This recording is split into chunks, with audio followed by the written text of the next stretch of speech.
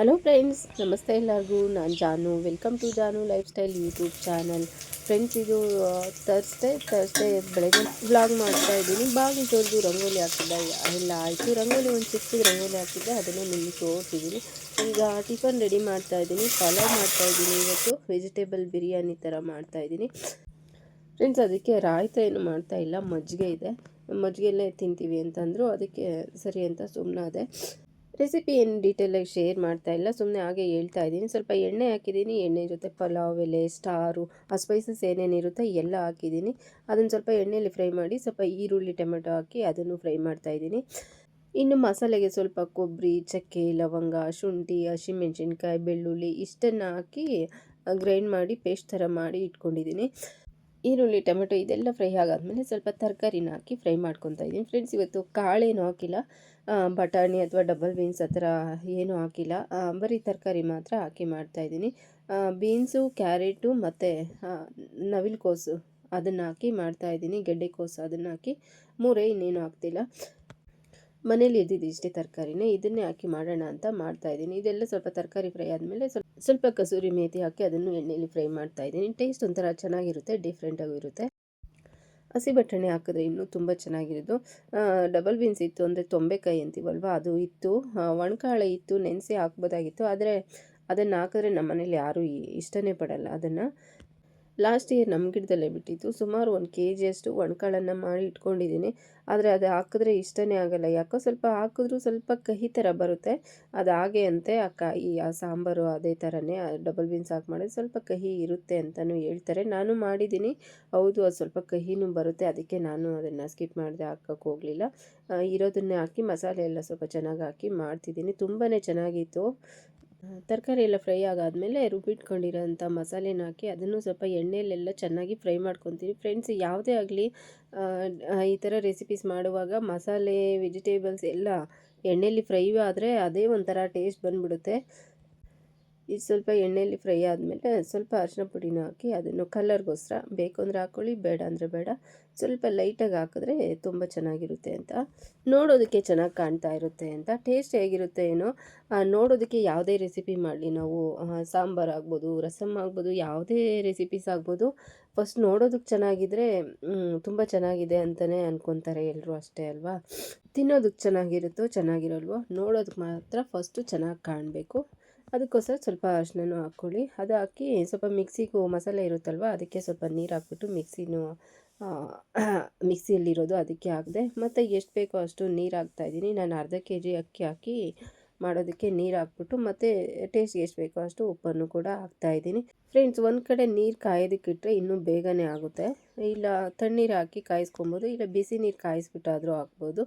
ಈಗ ನೀರು ಕಾಯಲಿ ಅಂತ ಕ್ಯಾಪ್ ಕ್ಲೋಸ್ ಮಾಡ್ತಾಯಿದ್ದೀನಿ ಫ್ರೆಂಡ್ಸ್. ಸ್ವಲ್ಪ ಕೋಲ್ಡ್ ಆಗಿಬಿಟ್ಟಿದೆ, ವಿಪರೀತ ತಲೆನೋವು, ಮೈಕೈ ನೋವು ಆ ಥರ ಎಲ್ಲ ಇದೆ ಫ್ರೆಂಡ್ಸ್. ಅಕ್ಕಿ ಹಾಕಿದ್ದೇನು ಅದು ವಿಡಿಯೋ ಮಾಡಿಲ್ಲ, ನಾನು ಮರ್ತೋದೆ ಅನಿಸುತ್ತೆ.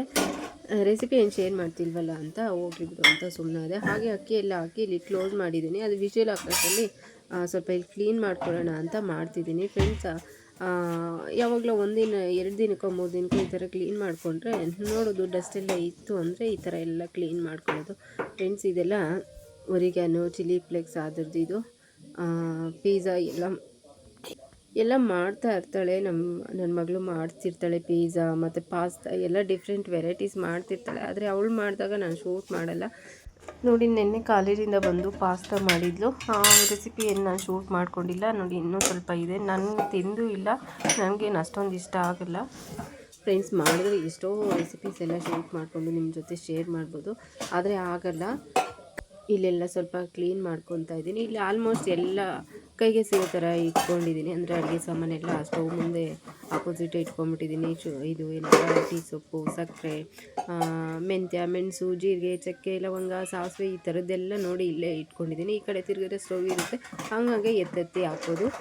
ಈ ಕಡೆ ಇಟ್ಟಿರೋ ಡಬ್ಬಗಳೆಲ್ಲ ಫ್ರೆಂಡ್ಸ್, ಅದು ಏನಾದರೂ ಫಂಕ್ಷನ್ಗೆ ಹೋದಾಗ ರಿಟರ್ನ್ ಗಿಫ್ಟ್ ಕೊಡ್ತಾರಲ್ವ, ಅದಕ್ಕೆ ಒಂದೊಂದು ಥರ ಇದೆ. ನಾನಂತೂ ಈಗಂತೂ ಏನೂ ಪಾತ್ರೆ ಸಾಮಾನು ಆಗ್ಬೋದು, ಕಿಚನ್ಗೆ ಏನು ತೊಗೊತಿಲ್ಲ. ಯಾಕೆ ಅಂದರೆ ಏನು ತೊಗೊಳಕ್ಕೆ ಹೋದ್ರೂ ಅಯ್ಯೋ ಮನೆ ಕಟ್ಟಿದಾಗ ಹೊಸ ಮನೆಗೆ ತೊಗೊಳ್ಳೋಣ ಅಂತ ಏನೂ ತೊಗೊತಾನೇ ಇಲ್ಲ.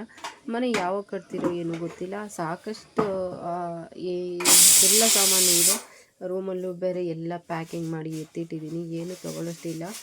ಅಡುಗೆ ಮನೆಯಲ್ಲೂ ಅಷ್ಟೇ ಸಾಕಷ್ಟು ಇಟ್ಟಿದ್ದೀನಿ ನೋಡಿ. ಮೇಲ್ಗಡೆ ಲೋಟ, ಚೆಂಬುಗಳು ಆಲ್ಮೋಸ್ಟ್ ಎಲ್ಲ ಇಟ್ಕೊಂಡಿದ್ದೀನಿ. ನಮ್ಮ ಅಡುಗೆ ಮನೆಯಲ್ಲಿ ನಮಗಾಗೆ ಮಿಕ್ಕೋ ಅಷ್ಟೆಲ್ಲ ಅಲ್ಲಿಗೂ ಅಡುಗೆ ಮನೆಯಲ್ಲೂ ಜೋಡಿಸ್ಕೊಂಡಿದ್ದೀನಿ. ಅಡುಗೆ ಮನೆಯಲ್ಲೇ ಒಂದು ಸ್ವಲ್ಪ ಖಾಲಿ ಇಲ್ಲ, ಎಲ್ಲ ಜೋಡಿಸ್ಬಿಟ್ಟಿದೆ. ಯಾರಪ್ಪ ತೊಳೆಯೋರು ಅಂತ ಹಬ್ಬಗಳಲ್ಲೆಲ್ಲ ತೊಳೆಯೋದಕ್ಕೆ ಕಷ್ಟ ಅಲ್ವಾ, ಅದಕ್ಕೆ ಒಂದು ಸಾರಿ ಒಬ್ಬರನ್ನ ಆ ಅಮ್ಮನ ಕರ್ಕೊಂಡು ವಾಶ್ ಮಾಡಿಸಿ ಎಲ್ಲ ರೂಮಲ್ಲಿ ಜೋಡಿಸ್ಬಿಟ್ಟಿದ್ದೀನಿ. ಅಡುಗೆ ಮನೆಯಲ್ಲಿ ಸ್ವಲ್ಪ ಇಟ್ಕೊಂಡಿದ್ದೀನಿ, ಇನ್ನೂ ಆ ಕಡೆ ಎಲ್ಲ ಇದೆ. ಅದಕ್ಕೆ ಸ್ವಲ್ಪ ಅದು ವಿಜಲ್ ಹಾಕೋಷ್ಟರಲ್ಲಿ ಇದನ್ನು ಸ್ವಲ್ಪ ಒರೆಸ್ಕೊಂಬಿಡೋಣ ಅಂತ ಎಲ್ಲ ಒರೆಸಿ ಇಡ್ತಿದ್ದೀನಿ. ದಿನ ಒರೆಸಿದ್ರು ಅಷ್ಟೇ ಅಲ್ವಾ, ಧೂಳು ಇದ್ದೇ ಇರುತ್ತೆ. ದಿನ ಕ್ಲೀನ್ ಮಾಡಿದ್ರು ಇನ್ನು ಸ್ವಲ್ಪ ಹೊತ್ತಿಗೆ ಗಲೀಜಾಗ್ಬಿಡುತ್ತೆ, ಏನು ಮಾಡೋಕ್ಕಾಗಲ್ಲ. ಜಾಸ್ತಿ ಗಲೀಜು ಅನಿಸ್ದಾಗ ಈ ಥರ ಎಲ್ಲ ಒರೆಸ್ಕೊಂಡು ಕ್ಲೀನ್ ಮಾಡ್ಕೊತೀನಿ. ಇವತ್ತು ಗುರುವಾರ ಅಲ್ವಾ, ಅದಕ್ಕೆ ಶುಕ್ರವಾರ ಅಂತೂ ಈ ಥರದ ಕೆಲಸಗಳೆಲ್ಲ ಆಗೋಲ್ಲ ನೋಡಿ. ಎಲ್ಲ ಇಲ್ಲಿ ಇಟ್ಟಿದ್ದೀನಿ. ಇನ್ನು ಮೇಲ್ಗಡೆ ಎಲ್ಲ ಬೇಜಾನ್ ಇಟ್ಕೊಂಡಿದ್ದೀನಿ.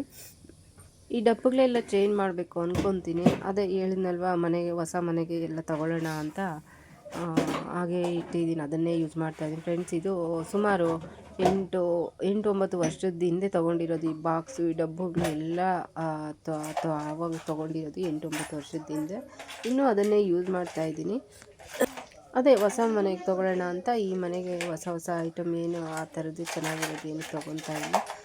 ಫ್ರೆಂಡ್ಸ್, ಅದು ಪಲಾವು ಆಯಿತು, ವಿಜಿಲ್ ಎಲ್ಲ ಆಗ್ತು. ನಾನು ಇನ್ನೂ ಕ್ಲೀನ್ ಮಾಡ್ತಾನೇ ಇದ್ದೀನಿ. ಇಲ್ಲೇನೋ ಡಬ್ಬದಲ್ಲಿ ಸ್ವಲ್ಪ ಏನೋ ಇಟ್ಟಿದೆ, ಅದನ್ನು ನಿಮ್ಗೆ ತೋರಿಸೋಣ ಅಂತ ಅದು ವಿಡಿಯೋ ಆಗ್ತಾಯಿದೆ ಅಂತ ಅಂದ್ಕೊಂಡೆ. ವಿಡಿಯೋ ಆಗಿಲ್ಲ. ಇದರಲ್ಲಿ ಸ್ವಲ್ಪ ಏನಪ್ಪ ಇಟ್ಟಿರ್ತೀನಿ ಅಂದರೆ, ಸ್ವಲ್ಪ ಕಾಯಿನ್ಸು, ಒಂದು 3-4 ರಿಂಗು, 1-2 ಜೊತೆ ಇಯರಿಂಗ್ಸು, 1-2 ಕಚ್ ಚೈನು, ಒಂದು ಚಿಕ್ಕದೊಂದು ಕರಿಮಣಿ ಚೈನು ಎಲ್ಲ ಇದರಲ್ಲಿ ಹಾಕಿ ಇಟ್ಟಿರ್ತೀನಿ.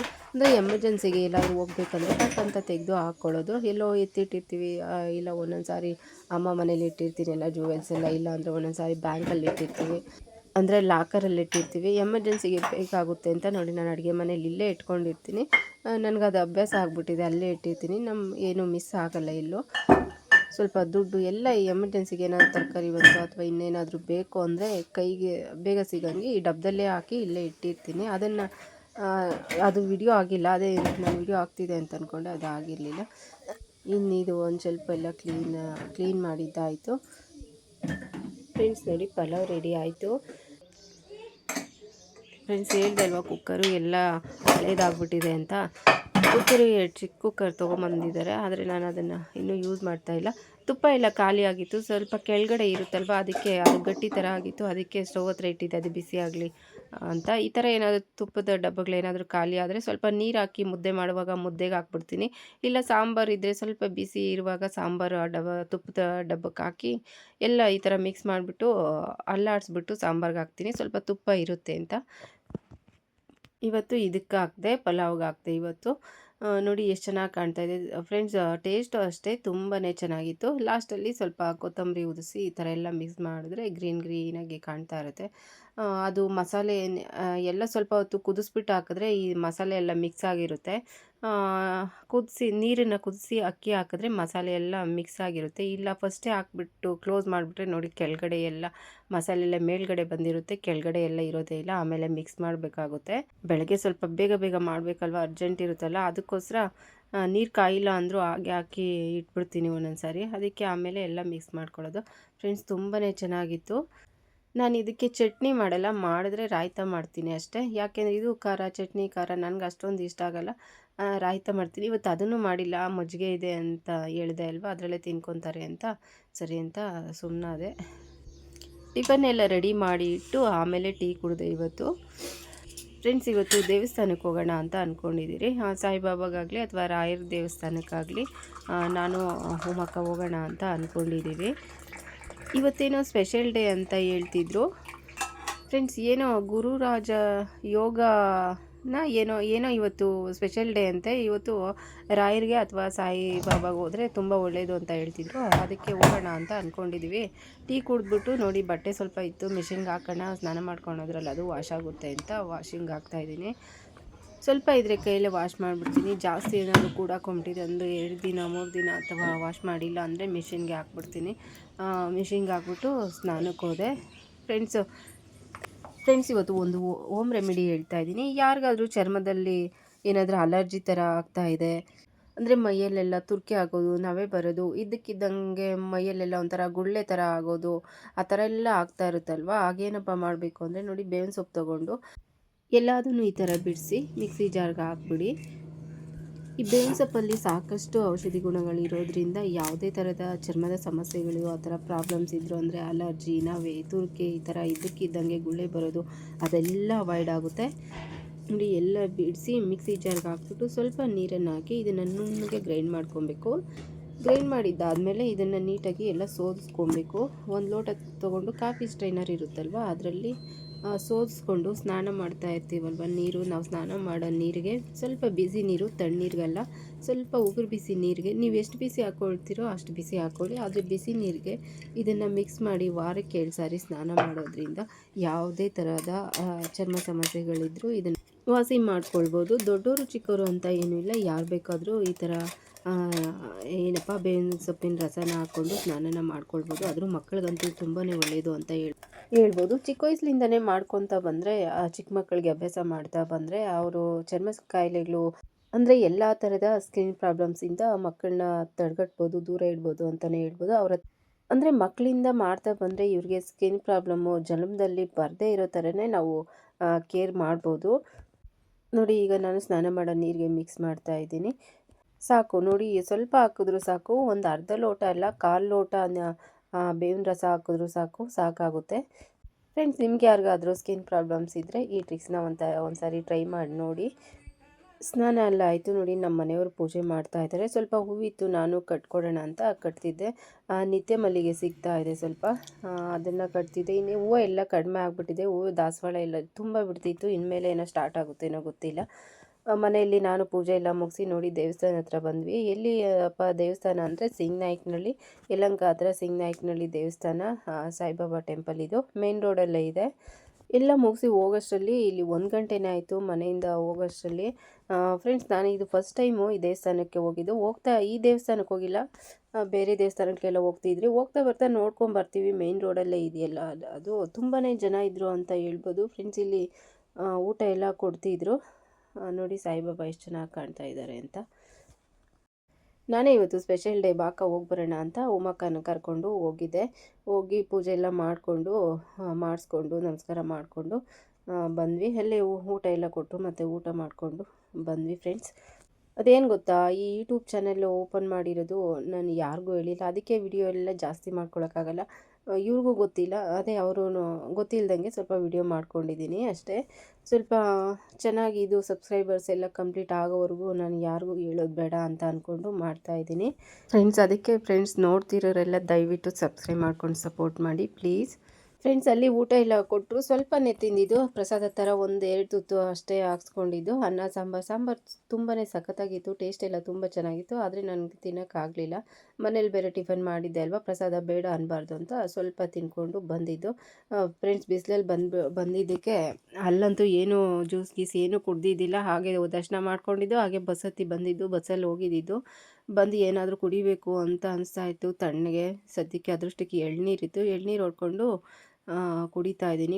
ಎಳೆ ಕೊಬ್ಬರಿ ತುಂಬ ಚೆನ್ನಾಗಿತ್ತು, ಅದಕ್ಕೆ ಕೂತ್ಕೊಂಡು ಆಲ್ಮೋಸ್ಟ್ ಈಗ 3 ಗಂಟೆ ಆಗಿದೆ ಫ್ರೆಂಡ್ಸ್. 3 ಗಂಟೆ ಟೈಮಲ್ಲಿದ್ದು, 3 ಗಂಟೆ ಅಲ್ಲ 4 ಗಂಟೆನೇ ಆಗಿತ್ತು. ಟೈಮ್ ನೋಡಿದೆ 4 ಗಂಟೆನೇ ಆಗಿತ್ತು. ಟಿ ವಿ ಎಲ್ಲ ಸ್ವಲ್ಪ ಹೊತ್ತು ರೆಸ್ಟ್ ಮಾಡೋಣ, ಬೆಳಗ್ಗೆಯಿಂದ ನಾನ್ ಸ್ಟಾಪು ಕೆಲಸ ಮಾಡ್ತಾನೆ ಇದ್ದೆ ಅಲ್ವಾ. ದೇವಸ್ಥಾನದಿಂದ ಬಂದು ಎಳ್ನೀರು ಕುಡಿದು ಮತ್ತು ಟಿ ವಿ ನೋಡ್ಕೊಂಡು ಸ್ವಲ್ಪ ಹೊತ್ತು ಕೂತ್ಕೊಂಡಿದ್ದೆ. ಫ್ರೆಂಡ್ಸ್, ಅಷ್ಟರಲ್ಲಿ ಜೋರು ಮಳೆ ಬಂದುಬಿಡ್ತು, ಸಖತ್ ಮಳೆ ಬಂದುಬಿಡ್ತು. ಫ್ರೆಂಡ್ಸ್, ಇದು ಎಳ್ನೀರು ನೋಡಿದಾಗೆಲ್ಲ ನನಗೇನಪ್ಪ ಜ್ಞಾಪಕ ಬರುತ್ತೆ ಅಂದರೆ, ಈ ಥರದ್ದೆಲ್ಲ ನಾವು ಮುಟ್ತಾನೆ ಇರಲಿಲ್ಲ, ಬಿಸಾಡ್ತಿದ್ವಿ. ನಮ್ಮದು ಒಂದು 8 ಎಕರೆ ತೆಂಗಿನ ತೋಟ ಇತ್ತು. ಎಳ್ನೀರು ಕುಡಿಯುವಾಗಲೆಲ್ಲ ಅದು ಜ್ಞಾಪಕ ಬರುತ್ತೆ. ನೋಡಿ, ಈಗ ಇದಕ್ಕೆ 50 ರೂಪಾಯಿ 60 ರೂಪಾಯಿ ಕೊಟ್ಟು ತಂದಿದ್ದಾರೆ.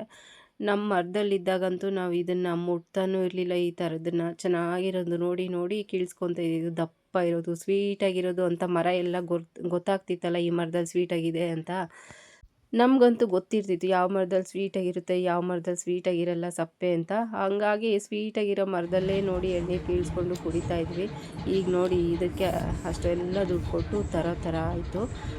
ಈಗಿಲ್ಲ, ತೆಂಗಿನ ತೋಪಿಲ್ಲ. ಅದ್ರದ್ದು ಯಾಕಿಲ್ಲ ಅಂತ ಒಂದು ದೊಡ್ಡ ಕತೆ ಇದ್ದರೆ ಬೇಕಾದರೆ ಯಾರಾದರೂ ಕಮೆಂಟ್ ಮಾಡಿ, ಕಮೆಂಟಲ್ಲಿ ಹಾಕಿ ಕತೆ ಹೇಳಿ ಅಂತ. ನಾನು ಬೇಕಾದರೆ ತೆಂಗಿನ ತೋಪು ಕತೆ ಹೇಳ್ತೀನಿ. ಆಪ್ತಮಿತ್ರ ಫಿಲಮ್ ಬರ್ತಾಯಿತ್ತು, ನೋಡ್ಕೊಂಡು ಕೂತಿದ್ವಿ ಫ್ರೆಂಡ್ಸ್. ಅಷ್ಟರಲ್ಲಿ ಜೋರು ಮಳೆ ಬಂತು. ನಾನು ಫೋನು ಹೂವು ಬಿಡಿಸ್ಕೊಂಬರಕ್ಕೆ ಹೋದ್ನ, ಅಲ್ಲೆಲ್ಲೋ ಇಟ್ಬಿಟ್ಟಿದ್ದೀನಿ ಅಂತ ಭಯ ಆಯಿತು. ಮಳೆ ನೆಂದೋಗ್ಬಿಡುತ್ತೆ ಅಂತ ನೋಡಿದ್ರೆ ಸೈಲೆಂಟ್ ಆಗಿಬಿಟ್ಟಿದೆ, ರೂಮಲ್ಲೇ ಇತ್ತು. ಹೇಗೋ ಅಲ್ಲಿ ಫೋನ್ ಎತ್ಕೊಂಬರಕ್ಕೆ ಹೋಗಿ ಎಲ್ಲ ನೆಂದೋಗ್ಬಿಟ್ಟೆ, ಫುಲ್ ನೆಂದ್ಬಿಟ್ಟೆ. ನಂಗೆ ಮಳೇಲಿ ನೆನೆಯೋದಂದ್ರೇ ಆಗಲ್ಲ ಫಸ್ಟ್ ಆಫ್ ಆಲ್, ಅಲ್ಲಿಗೂ ಇವತ್ತು ನೆಂದೋಗ್ಬಿಟ್ಟೆ ಅಂತ ಸುಮ್ಮನೆ ಯಾವ್ದಾದ್ರು ಒಂದು ರೀಲ್ಸ್ ಮಾಡೋಣ ಅಂತ ಟ್ರೈ ಮಾಡ್ತಾ ಇದ್ದೆ. ನನಗಂತೂ ಡ್ಯಾನ್ಸ್ ಎಲ್ಲ ಬರೋಲ್ಲ, ಯಾವಾಗಲೂ ಸ್ಕೂಲ್ ಡೇಸಲ್ಲಿ ಡ್ಯಾನ್ಸ್ ಮಾಡಿದ್ದು. ಟ್ರೈ ಮಾಡೋಣ ಅಂತ ಮಾಡ್ತಾಯಿದ್ದೆ ನಾನು ನೆನ್ಕೊಂಡು. ಏನು ಸರಿಯಾಗೇನು ಬರಲಿಲ್ಲ, ತುಂಬ ಮಳೆ ಅಲ್ವಾ, ಒಂಥರ ಆಗ್ತಿತ್ತು. ನೋಡಿ ಎಷ್ಟು ಜೋರು ಮಳೆ ಅಂತ. ಫ್ರೆಂಡ್ಸ್, ಶಾರ್ಟ್ಸಲ್ಲಿ ಹಾಕಿದ್ದೀನಿ, ಇನ್ನು ನಿಮ್ಗೇನಾದರೂ ಇಂಟ್ರೆಸ್ಟ್ ಇದ್ದರೆ ನೋಡಿ. ಫ್ರೆಂಡ್ಸ್, ಇವತ್ತಿನ ವ್ಲಾಗ್ ಇಷ್ಟೇ, ಇಲ್ಲಿಗೆ ಮುಗಿಸ್ತಾ ಇದ್ದೀನಿ.